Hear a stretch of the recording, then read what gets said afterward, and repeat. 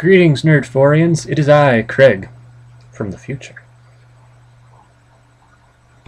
I'm here to tell you that Looper is just as good the second time around, just as enjoyable, just as much fun, just as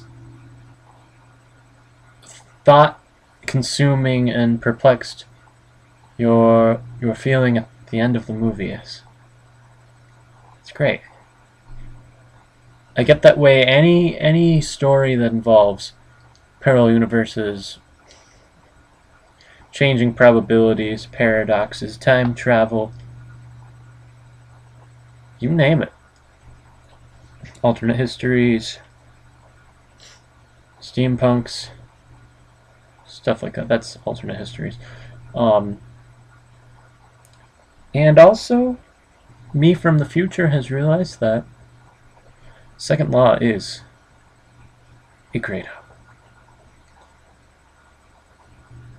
More so than me from the past was able to tell you, because me from the future has listened to the whole album numerous times now. And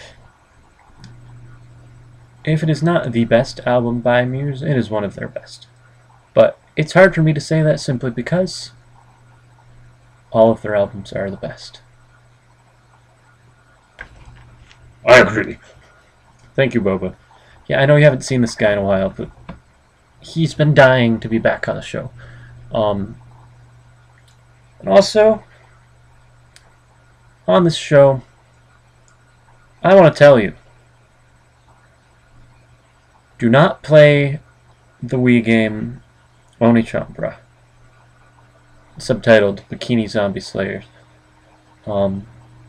It's not even good fan service of, ooh, girls in sexy outfits killing zombies. No. The graphics aren't good enough for you to think it's sexy in any way. Play controls are fairly intuitive.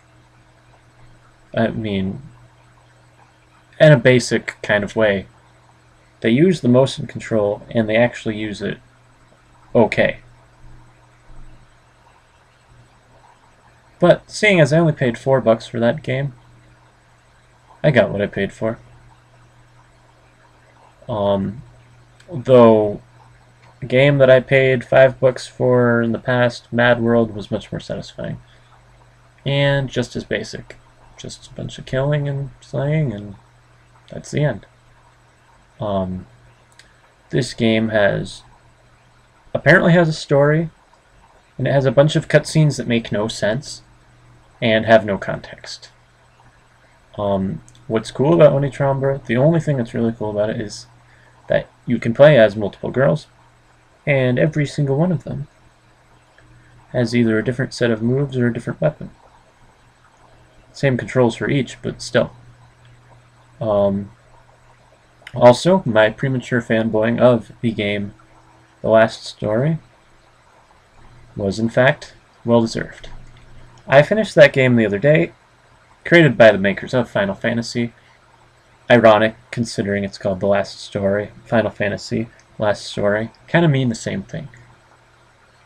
Though I don't think this game has the potential to have sequels, nearly as many sequels, if any. The Last Story really did its best to give itself an ultimate ending, which I found that good. At the same time, the ending really kind of dragged on.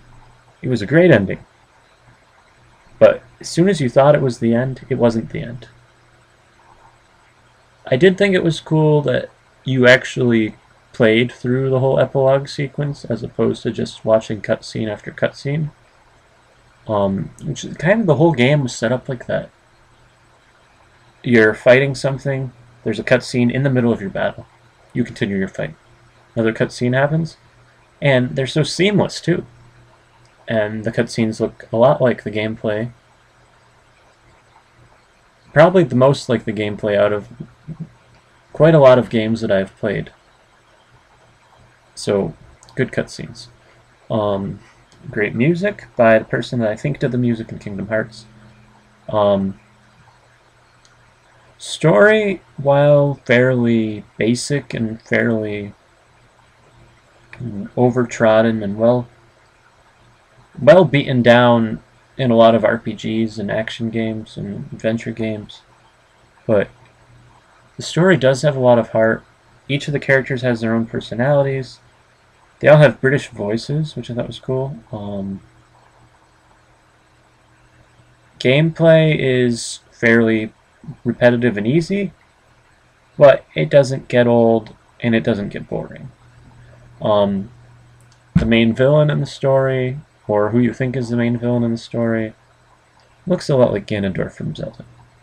Green skin and orange hair, all that. But overall, a good game. And I like how it pays homage. There are two guardian beasts that you see fighting each other. They look like Zekrom and Reshiram from Pokemon Black and White.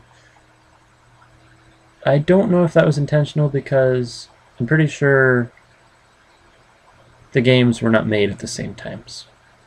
And I don't think this was made after Pokemon Black and White. At least not in its final stages. It was not. It was definitely already probably through all the bugs and stuff by the time that happened. I think it might be just a coincidence. But there are also games out of Japan, so it might not be. What else do I say? Music's good. I think I already said that.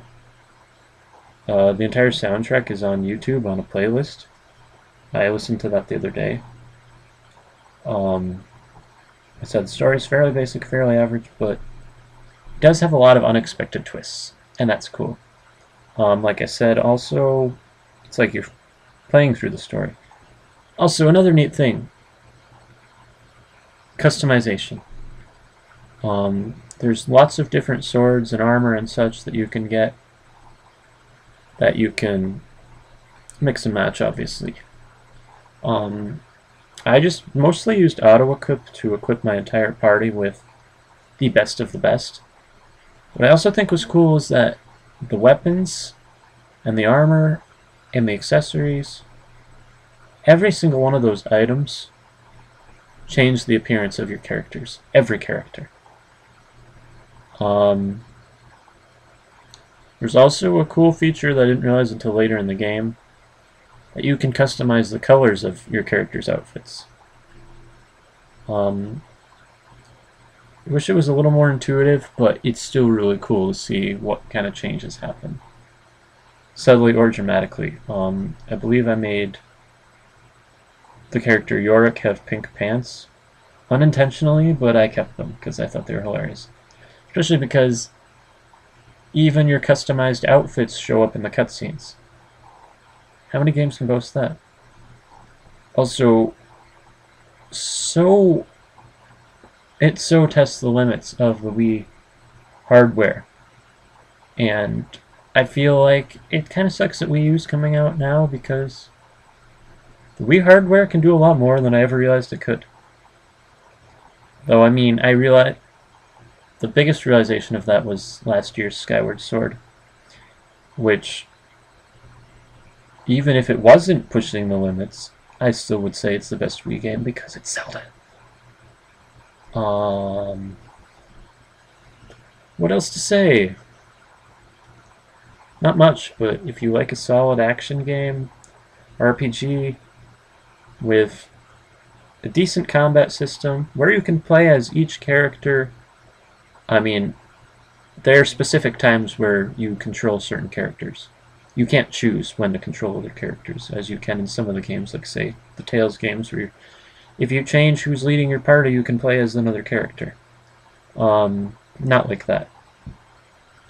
But still cool. Check it out. And it's the last great game on the Wii. Besides maybe Epic Mickey 2, but considering I thought Epic Mickey 2 was just good and not great, I feel like Epic Mickey 2 is probably going to be average. Mediocre, maybe. Probably good, though. Probably better than the first, based on what I heard about it. Alright, guys. Well, until next time. And tomorrow I might be seeing Hotel Transylvania. If it's any good, I might talk about it. If it's not any good, I also might talk about it. Peace out.